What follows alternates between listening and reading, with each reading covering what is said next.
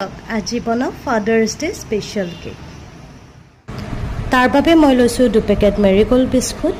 আৰু সেইখিনি মই গ্ৰাইণ্ডাৰত পিচি ললোঁ তাৰ পিছত চেনি 1 কাপো মই পিচি লৈ তাত দি দিলোঁ তাৰ পিছত মই লৈছোঁ কাষ্টাৰ্ড পাউডাৰ এই কাষ্টাৰ্ড পাউডাৰে ফ্লেভাৰটো ধুনীয়া কৰে আৰু মই ইয়াত 2 চামুচ কাষ্টাৰ্ড পাউডাৰ আৰু 1 চামুচ বেকিং পাউডাৰ দি কিনে আৰু তাত মই আমুল গাখীৰ ব্যৱহাৰ কৰিছোঁ একেবাৰে গুটেখিনি নিদিব থিকনেছটো চাই অলপ অলপকৈ দিব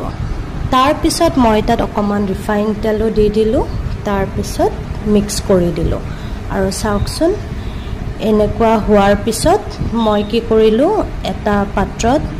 অকমান পেপাৰ দিলোঁ তাত মই ৰিফাইন অকমান লগাই দিলোঁ যাতে লাগি নধৰে আৰু কেৰাহীটোত অলপ নিমখ গৰম হ'ব দিছিলোঁ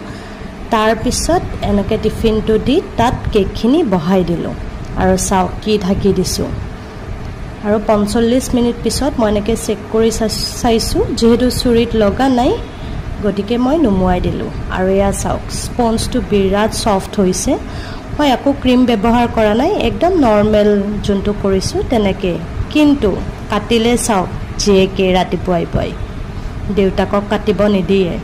আৰু সেইবাবে ক্ৰীম ব্যৱহাৰ কৰা নাই আমি চবে খাম তাইও